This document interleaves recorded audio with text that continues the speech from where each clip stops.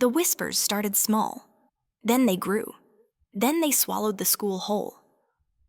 For the first time in years, Chloe Miller wasn't the one spreading the rumors. She was the target. And for the first time, she felt what it was like to be Ava Kingston. It happened on a cold Tuesday morning. Chloe walked into school, head high, shoulders back. The usual. She was untouchable, unshaken, the queen of Westwood High. Then she noticed it. The way people looked at her, the way they leaned in to whisper behind their hands, the way they smirked. Something was wrong. She reached her locker, pulled out her phone, and saw it. Screenshots, a text thread, private, personal, and now plastered across social media for the entire school to see. Her mother's drinking problem, her father's absence, the fights at home, the night she cried herself to sleep. It was all there, exposed. The girl who had built her entire reputation on being untouchable was now the one being picked apart. Her mom's an alcoholic. No wonder she's so bitter. Guess she wasn't as perfect as she made everyone think. The very same students who once laughed with her were now laughing at her. And the worst part, she knew exactly how this would play out, because she had done it to others, because she had done it to Ava. But what they didn't know, what no one knew, was that Chloe had once been just like Ava. Before Chloe was the queen of Westwood High, she was just a scared little girl in primary school. She wasn't always the one with the sharp tongue, the confident walk, the power. She used to be the quiet, awkward kid. And back then, they bullied her.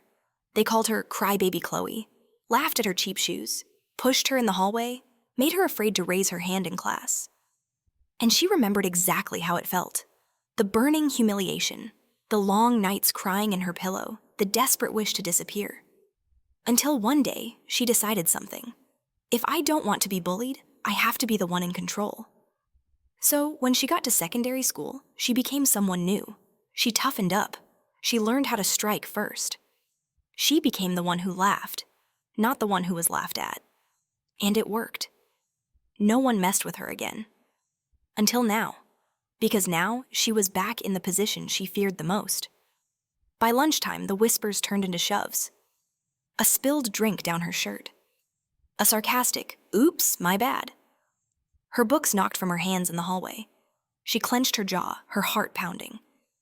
Do not cry, do not cry, do not cry. Then came the worst part.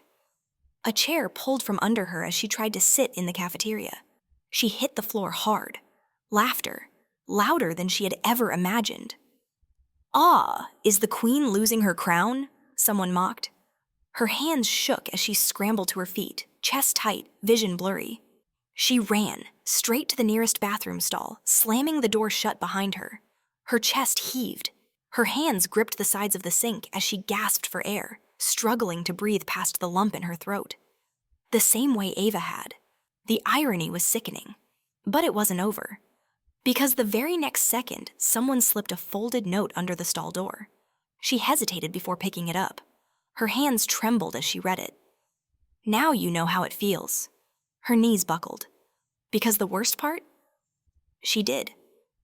The next day, Chloe walked through the halls feeling what Ava had felt for months. Alone. Unseen.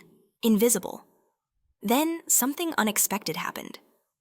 Ava Kingston walked up to her. And sat next to her at lunch. No hesitation. No smirk.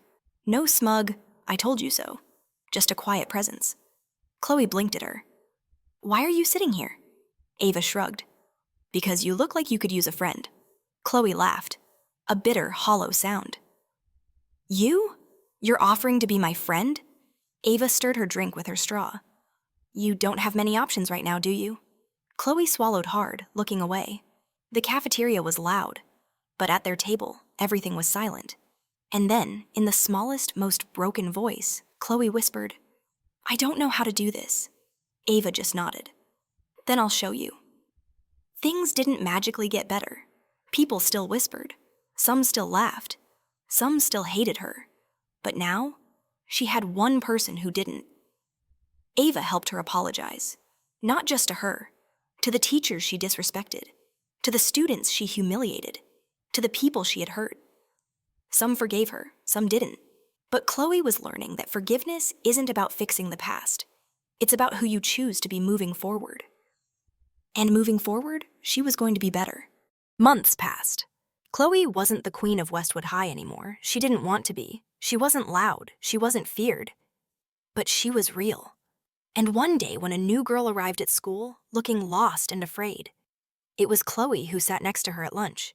It was Chloe who smiled and said, "Don't worry, you're not alone here." Because she had learned something that year. People can be cruel, people can be kind. And sometimes the difference between breaking and healing is just one person who decides to care.